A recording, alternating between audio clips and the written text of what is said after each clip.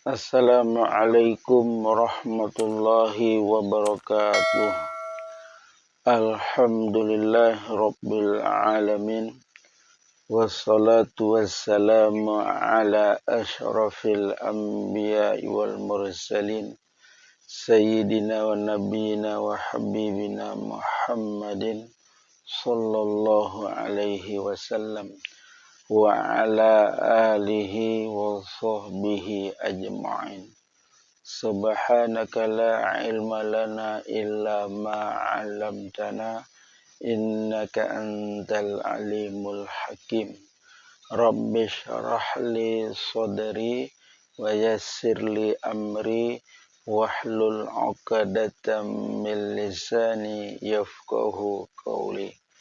Rabbana zidna ilman nafi'a warzuqna fahman shadiqa.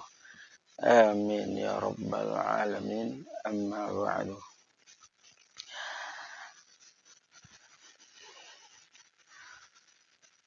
Saudara-saudara sekalian, di sini saya akan menceritakan tentang perjalanan kisah dari Nabi kita Muhammad sallallahu alaihi wasallam beserta para sahabat-sahabatnya yang telah memperjuangkan agama kita ini sampai pada saat sekarang ini kita menikmati perjuangan yang telah diperjuangkan oleh Nabi kita dan para sahabat-sahabatnya yang mulia. Sehingga kita semua pada hari ini dapat menikmati indahnya, nikmatnya iman dan Islam di dalam hati kita semua. Itu karena perjuangan serta pengorbanan dari Nabi kita Muhammad sallallahu alaihi wasallam beserta keluarga dan para sahabat-sahabatnya yang semuanya telah bersama-sama dengan Nabi untuk memperjuangkan, untuk berkorban dan membela agama ini.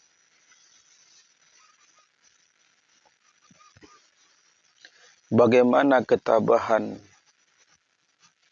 Nabi kita, sahabat, keluarga dan sahabat-sahabatnya yang mulia dalam menghadapi kesusahan dan cobaan demi menyebarkan agama Islam semata-mata semua karena Allah.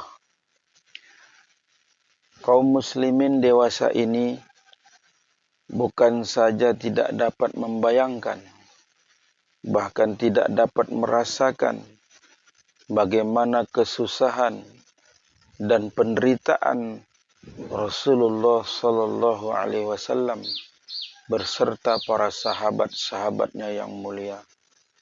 Begitu juga keluarga beliau yang sangat beliau cintai di dalam menyebarkan agama yang mulia ini.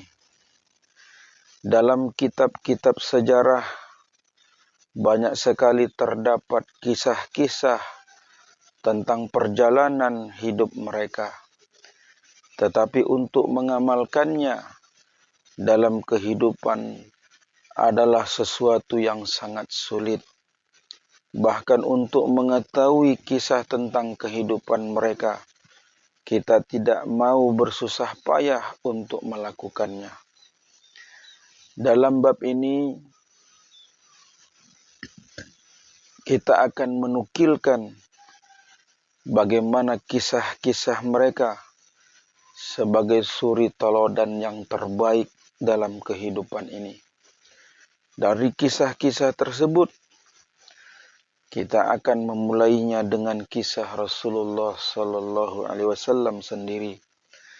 Mudah-mudahan dengan menceritakannya akan menjadi sebab keberkahan di dalam hidup kita ini. bagaimana perjalanan Rasulullah Sallallahu Alaihi Wasallam ke Taif. Meskipun telah 9 tahun Rasulullah Sallallahu Alaihi Wasallam menyampaikan ajaran agama Islam dan berusaha untuk menyampaikan petunjuk dan perbaikan kepada kaumnya di kota Mekah Al-Mukarramah. Tetapi sangat sedikit selain orang-orang yang sudah memeluk Islam yang menerima ajaran dari beliau. Selain orang-orang seperti ini, ada juga sebagian orang-orang yang pada zahirnya belum memeluk agama Islam. Tetapi mereka telah bersedia untuk menolong usaha dakwah dari Rasulullah Sallallahu Alaihi Wasallam. Kebanyakan kaum kufar di Mekah selalu menghalangi, mengganggu, dan menceomohkan Rasulullah Sallallahu Alaihi Wasallam dan para keluarga dan sahabat-sahabat beliau yang mulia. Para keluarga dan para sahabat yang tidak bisa berbuat apapun, mereka tidak akan memperdulikan gangguan daripada orang-orang kafir tersebut.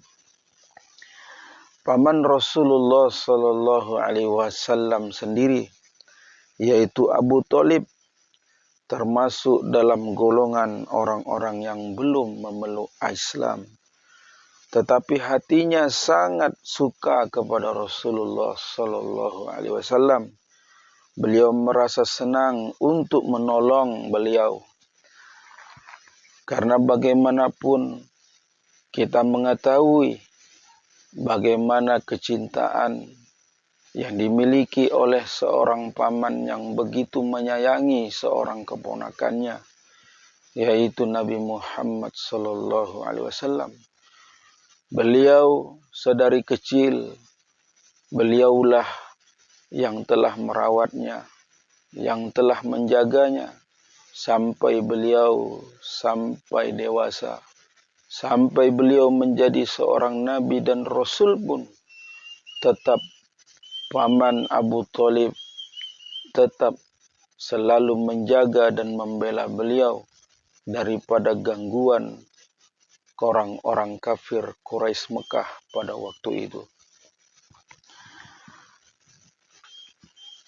Pada tahun ke-10 setelah kenabian, ketika Abu Thalib meninggal dunia, kaum kufar semakin meningkatkan usaha mereka dalam mencegah berkembangnya agama Islam dan selalu berusaha mengganggu kaum muslimin di mana saja dan kapan saja mereka berkesempatan untuk mengganggu kaum Nabi, keluarga dan para sahabat-sahabatnya yang mulia. Suatu ketika Rasulullah Sallallahu Alaihi Wasallam merencanakan untuk pergi ke Taif. Di sana ada kabilah Thaqif, yaitu kabilah yang besar jumlahnya. Beliau berpendapat jika penduduk Taif memeluk agama Islam, maka kaum muslimin bisa melepaskan diri mereka dari siksaan dan cobaan orang-orang kufar. Dan Taif akan dijadikan sebagai pusat penyebaran agama Islam. Setelah tiba di kota Taif, Rasulullah Sallallahu Alaihi Wasallam langsung menemui 3 orang yang oleh beliau dianggap sebagai pemuka dan tokoh masyarakat setempat. Setelah Rasulullah Sallallahu Alaihi Wasallam berbicara dengan mereka, beliau mengajak mereka kepada agama Allah Subhanahu wa Ta'ala dan ikut membantu menyebarkan agama yang dibawa oleh beliau. Tetapi bukan saja menolak, bahkan mereka enggan untuk mendengarkan ajakan dari Rasulullah Sallallahu Alaihi Wasallam. Sikap tersebut sangat bertentangan dengan norma dan kebiasaan orang Arab yang biasanya terkenal sangat menghormati tamu. Pada saat itu mereka menerima Rasulullah Shallallahu Alaihi Wasallam tanpa penghormatan sama sekali. Mereka menerima, bahkan mereka menerima beliau dengan akhlak yang sangat buruk. Dengan terus terang mereka menyatakan ketidaksukaannya jika Rasulullah Shallallahu Alaihi Wasallam berada di tempat mereka. Pada mulanya beliau berharap agar kedatangannya kepada orang-orang yang dianggap sebagai tokoh masyarakat akan menerima dengan kata-kata yang baik dan penuh kelembutan, tetapi beliau justru diterima dengan kata-kata yang kasar dan menyakitkan. Salah seorang dari mereka berkata, "Oh, kamukah yang dipilih oleh Allah sebagai nabinya, sebagai rasulnya?" Yang lain mengatakan, "Apakah tidak ada orang lain yang lebih pantas untuk dipilih oleh Allah menjadi seorang nabi?" Yang ketiga juga mengatakan, "Saya tidak mau berbicara denganmu, karena jika kamu benar-benar seorang nabi dan rasul seperti yang engkau akui, maka jika aku menolaknya, itu bukan suatu musibah bagiku. Sebaliknya, jika engkau berbohong, maka aku tidak sudi untuk berbicara lagi denganmu." Setelah bertemu dengan orang-orang yang tidak bisa diharapkan seperti mereka itu, maka Rasulullah Shallallahu Alaihi Wasallam berharap dapat berbicara dengan orang-orang selain mereka. Ini memang merupakan sifat dari Rasulullah Shallallahu Alaihi Wasallam yang selalu bersungguh-sungguh dan teguh pendirian serta tidak mudah berputus asa di dalam menjalankan dakwah agama Islam ini. Tetapi ternyata tidak satu pun dari mereka yang mau menerimanya. Bahkan bukan saja mereka tidak mau menerima ajaran dari Rasulullah Shallallahu Alaihi Wasallam, tetapi mereka juga menyuruh beliau dengan mengatakan kepada beliau, "Cepat-cepatlah keluar dari kampung kami ini. Pergilah ke tempat mana saja yang engkau sukai, asalkan jangan di tempat ini." Ketika Rasulullah Shallallahu Alaihi Wasallam tidak bisa lagi mengharapkan sesuatu apapun dari mereka, maka beliau pergi meninggalkan tempat tersebut. Tetapi orang-orang di kota tersebut telah menyuruh para pemudanya agar mengikuti Rasulullah Shallallahu Alaihi Wasallam dan mengganggunya, mengejeknya, serta melempari beliau dengan batu, sehingga kedua belah sandal beliau penuh dengan cucuran darah. Dalam keadaan seperti inilah Rasulullah Shallallahu Alaihi Wasallam kembali dari kota Taif. Dalam perjalanan pulang, beliau menjumpai suatu tempat yang dirasa aman dari kejahatan orang-orang. Maka Rasulullah Sallallahu Alaihi Wasallam berdoa kepada Allah Subhanahu Wa Taala, "Allahumma ilaika ashku du'fa quwwati wa qillata hilati wa hawani 'alan nasi ya arhamar rahimin.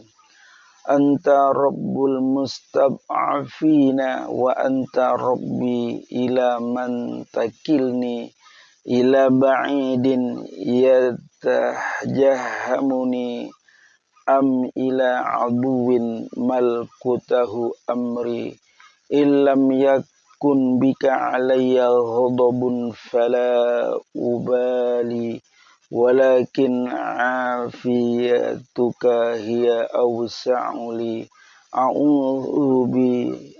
a'udhu bi nuri wajhika alladhi ashraqat lahu dhulumatu wa saluha alaihi amrud dunya wal akhirah min an tunzila bi ghadabaka aw yahullu alayya sakhatuka lakal utba hatta tarda wala haula wala quwwata illa bik.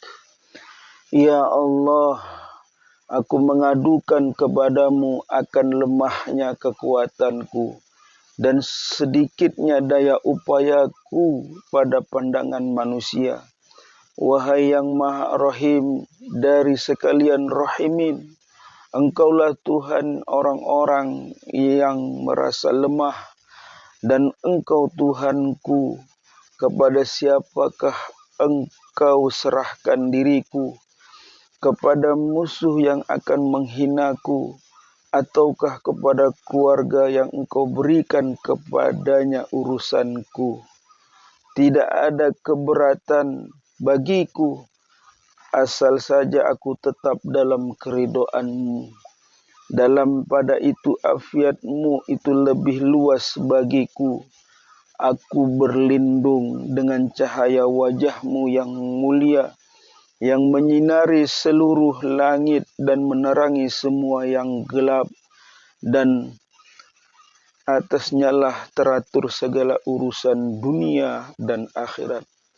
Dari Engkau menimpakan atas diriku kemarahan-Mu, atau dari Engkau turun atasku azab-Mu. Kepada Engkaulah aku mengadukan urusanku, sehingga Engkau ridho. Tidak ada daya dan upaya melainkan melalui Engkau. Demikian sedihlah doa yang dipanjatkan oleh Rasulullah sallallahu alaihi wasallam, sehingga malaikat Jibril alaihi salam datang dan memberi salam kepada beliau dan berkata, Allah subhanahu wa ta'ala mengetahui akan apa yang terjadi dalam pembicaraanmu dengan kaummu, dan Allah mendengar jawaban mereka terhadapmu, dan Dia telah mengutus satu malaikat yang bertugas mengurusi gunung-gunung kepadamu untuk melaksanakan apa saja yang diperintahkan, yang diinginkan olehmu. Setelah malaikat itu datang dan memberi salam kepada Rasulullah sallallahu alaihi wasallam, ia berkata, apa yang engkau perintahkan akan saya lakukan. Jika engkau suka, saya sanggup membenturkan kedua gunung di samping kota ini untuk saya bertubrukan, sehingga akan mengakibatkan siapa saja yang tinggal di antara keduanya mati tertindih. Kalau tidak, apa saja hukuman yang engkau inginkan, saya siap melaksanakannya. Rasulullah sallallahu alaihi wasallam yang mempunyai sifat pengasih dan mulia itu menjawab, saya hanya berharap kepada Allah subhanahu wa ta'ala. Jika mereka tidak menjadi muslim, semoga pada suatu saat nanti anak-anak dan cucu-cucu mereka yang akan menjadi orang-orang yang menyembah kepada Allah dan beribadah kepadanya. Inilah akhlak yang paling mulia yang dimiliki oleh Nabi kita Nabi Muhammad sallallahu alaihi wasallam berserta pengikutnya, yaitu keluarga dan sahabat-sahabatnya.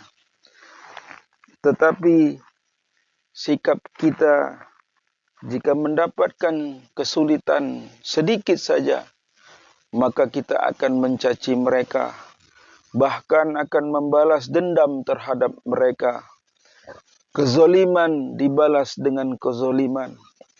Inilah yang selalu kita lakukan dan sudah menjadi kebiasaan kita sekarang ini. Sedangkan kita masih selalu mengaku sebagai pengikut Nabi kita Nabi Muhammad sallallahu alaihi wasallam. Seharusnya dengan pengakuan tersebut, tingkah laku kita juga harus selalu mengikuti beliau. Rasulullah sallallahu alaihi wasallam sendiri jika mendapatkan kesulitan dan penderitaan yang pedih dari orang lain, tidak pernah membalas keburukan mereka tersebut dengan doa keburukan bagi mereka, dan tidak berkeinginan untuk membalas dendam terhadap mereka kalau mereka telah berbuat zalim dan menyakiti Nabi kita Muhammad sallallahu alaihi wasallam. Saudara-saudara sekalian, hendaklah kita selalu mencontoh Nabi kita Muhammad sallallahu alaihi wasallam, karena beliau adalah manusia yang terbaik akhlaknya, paling terbaik imannya, paling terbaik ibadahnya. Beliau adalah manusia yang paling mulia di dunia ini. Maka beliau adalah sosok manusia yang menjadi tauladan, panutan yang terbaik bagi kita umat Islam. Bagaimana ketika beliau disakiti oleh orang lain, tetapi beliau tidak mau membalasnya dengan untuk menyakiti mereka. Beliau tidak ada rasa dendam kepada mereka yang menyakiti dan menzalimi Nabi kita Muhammad sallallahu alaihi wasallam. Tetapi malahan beliau selalu bersabar atas sesuatu yang menyakiti beliau, sesuatu yang menzalimi diri beliau. Beliau bahkan mendoakan kebaikan kepada orang-orang yang telah menyakiti dan menzalimi beliau. Inilah satu akhlak yang begitu mulia, suatu akhlak yang begitu indah, yang perlu kita menteladaninya. Bagaimana kita bisa sabar dalam menghadapi segala apapun ujian yang diberikan Allah kepada kita, terutama ujian dari manusia yang telah menyakiti dan menzalimi kita. Karena bagaimanapun Nabi kita telah mencontohkan kepada kita bahwasanya hendaklah kita selalu memberikan maaf kepada orang-orang yang menyakiti dan menzalimi kita. Bahkan kita diperintahkan oleh Nabi kita untuk memaafkan dan mendoakan kebaikan atas mereka.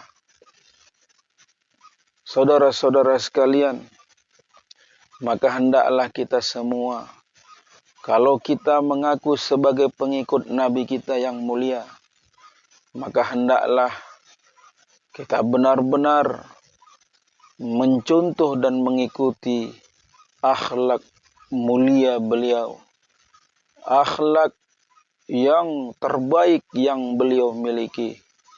Bagaimana beliau selalu bersabar atas ujian-ujian yang didatangkan oleh Allah kepadanya.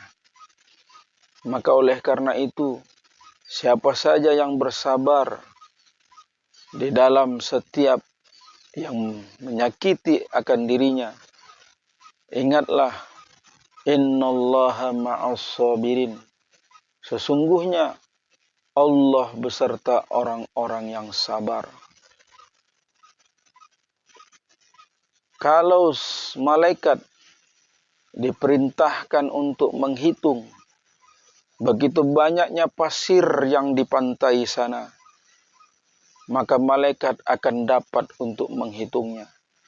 Tapi ketika malaikat disuruh atau diperintahkan untuk menghitung pahala orang-orang yang sabar kepada Allah, maka malaikat tidak dapat untuk menghitung begitu banyaknya pahala orang-orang yang sabar yang telah diberikan Allah atas mereka. Maka oleh karena itu Allah juga dengan firman-Nya menyatakan, a'udzu billahi minasyaitonir rajim. Wal kaziminal ghaidha wal 'afina 'anil nas wallahu yuhibbul muhsinin. Maka orang-orang yang bisa menahan amarahnya terhadap sesuatu yang tidak diinginkannya, yang selalu menyakiti dirinya, dan memaafkan orang-orang, dan Allah mencintai orang-orang yang berbuat kebaikan. Maka hendaklah kita selalu mengikuti daripada ajaran agama kita ini yang dibawa oleh Nabi kita Muhammad sallallahu alaihi wasallam. Begitu indahnya ajaran agama Islam yang selalu menganjurkan kepada kita untuk kita selalu sabar atas setiap ujian yang menyakiti dan menzolimi diri kita. Dan Allah juga memerintahkan kepada kita untuk kita dapat menahan marah kita terhadap sesuatu yang menyakiti kita dan memberi maaf kepada orang-orang yang menzolimi kita. Dan Allah sangat menyukai, mencintai orang-orang yang berbuat kebaikan. Demikianlah yang dapat saya sampaikan tausiah kita pada hari ini. Mudah-mudahan tausiah ini akan menambah keimanan kita, akan menambah ketakwaan kita, akan menambah ibadah kita kepada Allah Subhanahu wa taala. Bagaimana kita mendengarkan bersama-sama seperti apa perjuangan dan pengorbanan Nabi kita Muhammad sallallahu alaihi wasallam beserta para keluarga dan sahabat-sahabatnya yang mulia. Mudah-mudahan kita bisa mengamalkan, kita bisa mencontoh tauladan yang terbaik, akhlak yang paling terbaik yang dimiliki oleh Nabi kita Muhammad sallallahu alaihi wasallam. Laqad kana lakum fi Rasulillahi uswatun hasanah. Sungguh dalam pribadi Nabi itu adalah suri tauladan yang terbaik yang mesti untuk kita contoh dan kita ikuti. Demikianlah apa yang dapat saya sampaikan pada hari ini. Mudah-mudahan bermanfaat bagi kita semua. Amin ya rabbal alamin. Akhirul kalam. Wabillahi taufiq wal hidayah. Assalamualaikum warahmatullahi wabarakatuh.